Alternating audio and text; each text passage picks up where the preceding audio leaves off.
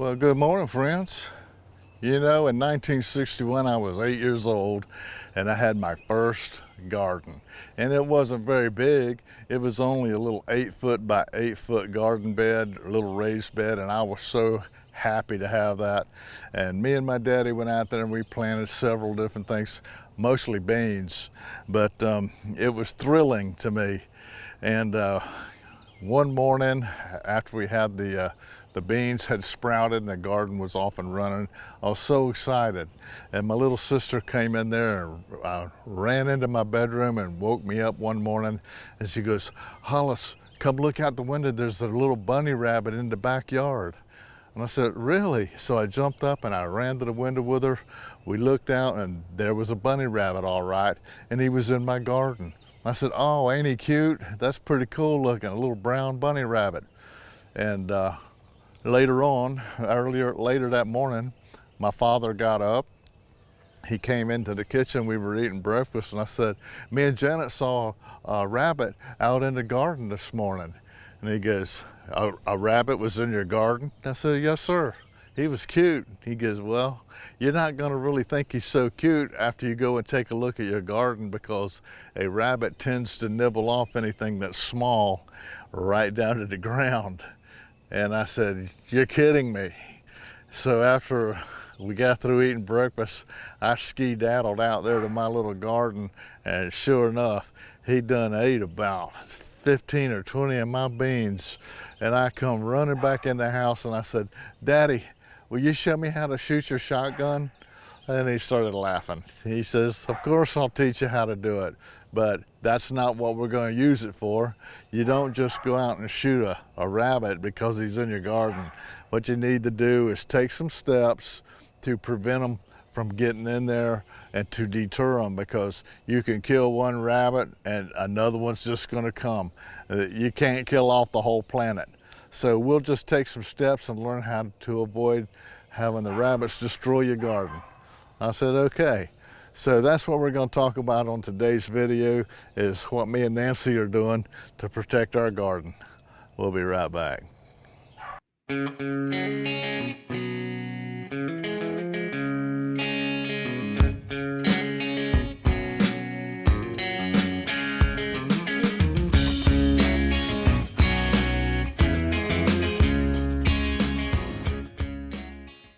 Well, welcome back.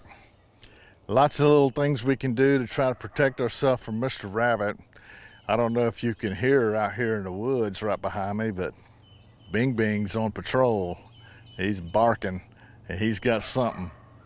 I don't know if you can hear that, but he's on duty. And usually that's either a rabbit or a deer. Both are evil enemies of your garden.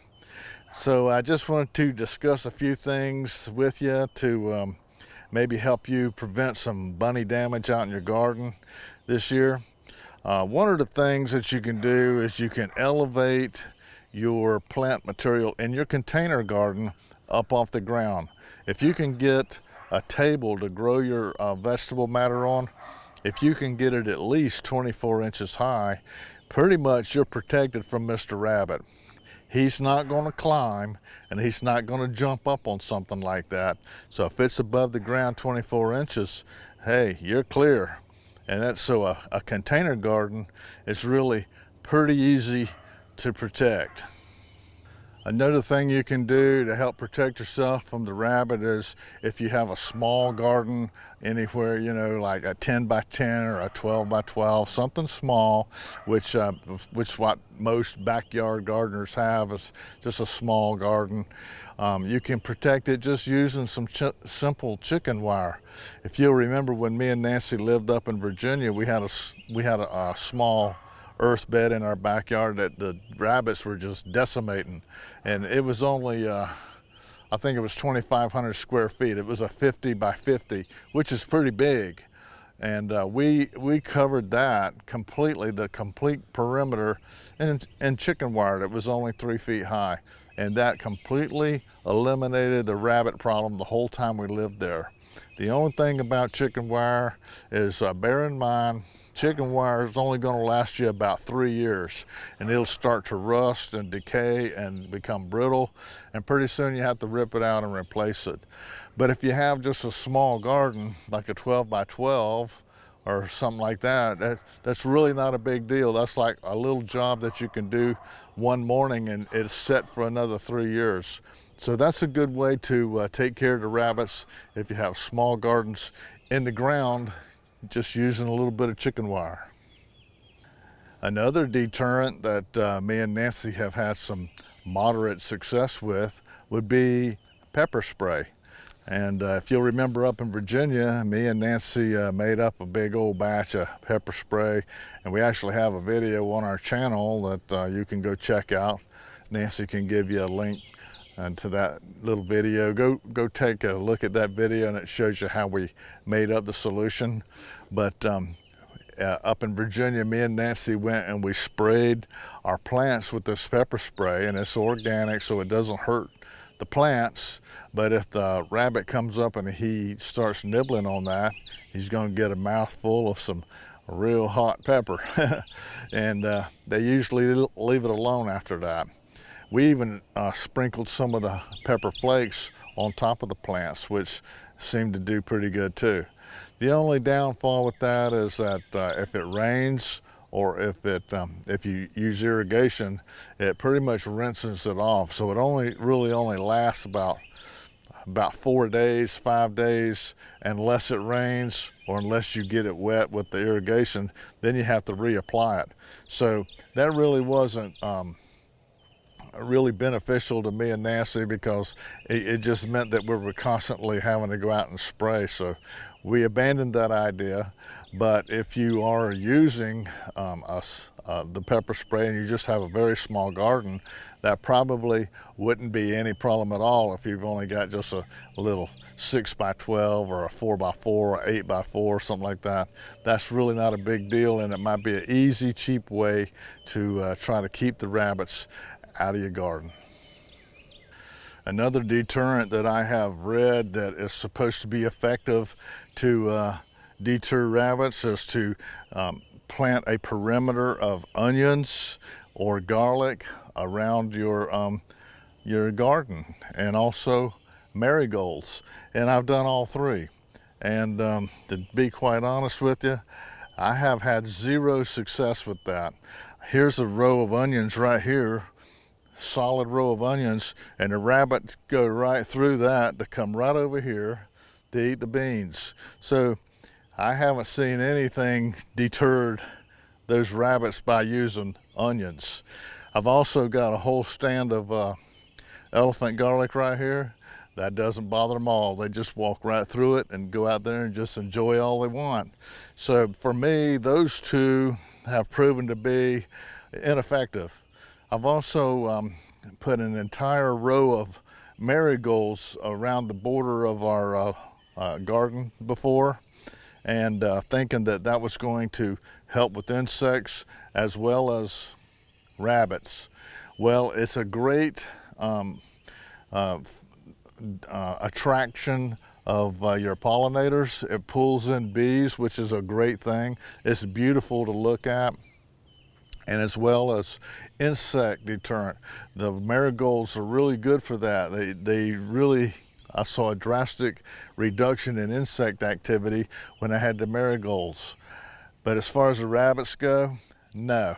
I watched the rabbits out of my kitchen window before eating the marigold blooms right off of the plants. So as far as a marigold deterring a rabbit in your garden, I would have to vote no on that one based on the experience that I went through. So anyway, there's a little bit of recommendations that you could even find online, people telling you to do that and stuff. But as far as I'm concerned, them ain't gonna do no good. So I wouldn't even waste my time doing that. If that's what you're trying to plant the onions and garlic and marigolds to do, pretty much not gonna work. Another deterrent is if you go online looking for things that's gonna scare off a rabbit, you'll see all kinds of things like rabbit repellent and liquid fence and all these kinds of things that you can go right around the perimeter of your garden, go out about anywhere from 2 to 6 feet around the area that you want to protect, and it's allegedly is supposed to protect them and the rabbits won't cross that barrier. I tried it one time years ago and it was ineffective for me. That doesn't mean it may not work. It just, maybe I just didn't do it right. But there are some products online if you want to check them out and check out the reviews and see what people are saying about them that you may want to do if you have just a small area that you want to just do it chemically. It does get pricey. When I have our garden bed here is 50 feet wide and 100 feet long, so you know that would get quite costly trying to buy enough of that product to go around this entire perimeter. So for us, that's not an effective deterrent, but that doesn't mean it may not be for you. Just check out the reviews and make sure that what you're putting out is actually going to work, and you have some people that you know have had some success with it. So check it out before you go and buy it. Well, if y'all remember, when we first moved out here about 2 years ago, we ended up putting in a deer fence right here to protect our garden from the deer. You know, we have a huge deer population here in at our homestead. So without this this high, beautiful deer fence here, we would have zero success with our garden because the deer would just eat it to pieces. And it's worked 100% effectively on the deer. However, it has zero effect on Mr. Rabbit. If you look right down here at the bottom of our fence, you know, it starts off with just a 3-inch spacing on the bottom rung, and then it graduates to 4, then to 5, and then to 6 on the openings of the field fence. But Mr. Rabbit can go right through that. He has no problem with that big old wide opening like that whatsoever. So me and Nancy, we have decided what we're going to do to protect this entire garden complex is we're going to string a strand of rabbit wire around the entire perimeter, which is going to raise it up 2 feet high off of the ground. And being that we already have all of our fence posts in place, all we have to do is stretch the wire and attach it right to the existing fence posts, and that will get the job done. So we're going to head over to a fence supply company that's we call local here. It's probably about 15 miles from here. We're going to go over there and take a look at their fence products. There's all kinds of different products you can get. If you look online, you can get all kinds of rabbit fencing, different sizes of the openings. I would like to get something that's no less than 1-inch squares. You know, if you're going to go buy some small rabbit wire like at one of these box stores, you can get it where it's, you know, 3/4 by 1.5 or whatever, you know, just typical fencing that you see that people build rabbit cages with. But I got to get 1,150 feet of wire, so that gets quite expensive. So I'm gonna have to buy it in 100-foot rolls, at least 100-foot rolls, so we can get a good stretch on here. It's welded wire. That makes it kind of hard to stretch because, you know, it starts to pop. So you have to be very careful. I'm not a real great fence guy, so we're gonna call up the guy that put in the deer fence, B&M Fence, Brad. He's a real good guy that lives here close, local to me. And he's gonna come out with his guys, and they're gonna stretch the wire for me and attach it to the fence post, and we'll be set. So me and Nancy are gonna go get the wire and have that here to save him a trip in, and we'll have that ready. So we'll be back in a few days as soon as I go get the wire, and we'll watch Brad put it on, and then we'll take a look at how it ends up after he gets through. So we'll be back in a couple days.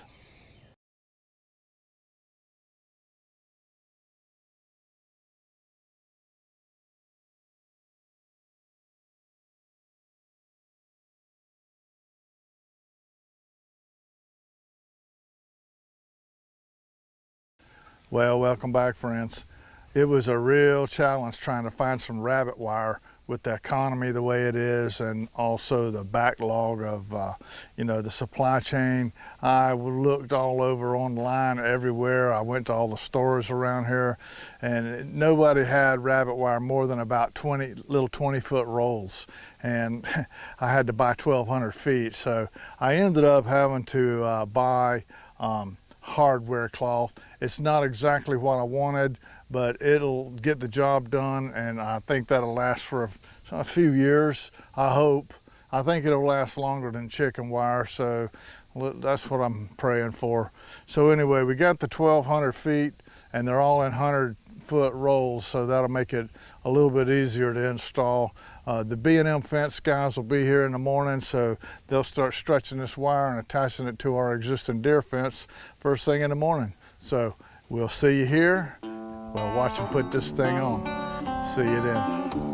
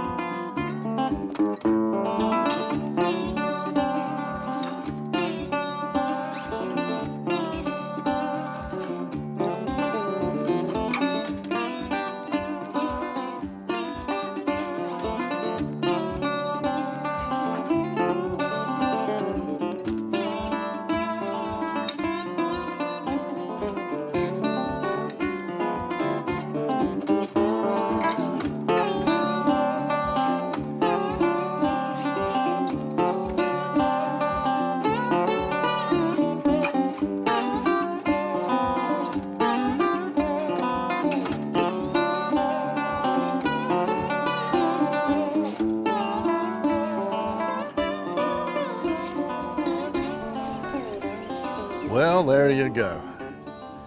B&M fence got the rabbit wire attached to the skirt of the existing deer fence yesterday. All done all the way around the entire perimeter. I'm hoping that will solve our little problem with our rabbit.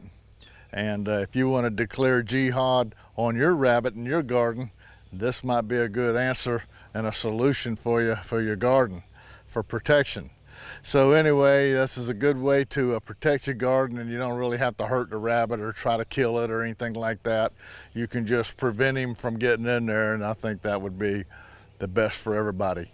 So anyway, we got the wire strung up. Now we just gotta let the garden do what it needs to do without the influence of Mr. Rabbit tearing up everything we put out there. So we thank you for watching. I hope our videos gave you some ideas on your rabbit problems, and hopefully it helps you. And I hope that also that our video just brought a little peace to your day and just a little smile to your face to give you a little break out of the, the evils and the depression of this world. So we'll be seeing you on the next video very soon. Until we see you again, always remember, by his hands we are fed. Give us, Lord, our daily bread. Amen. Have a blessed day.